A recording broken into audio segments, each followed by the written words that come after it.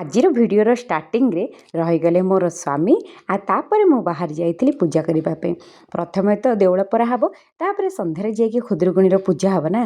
प्रथम देउल परापाइका सबकि मुझे रेडी कर देती आम बाईरे ही पारिगली। सब वर्ष मो पाई बहुत सारा पिला आसती आम सांग होगी पारू।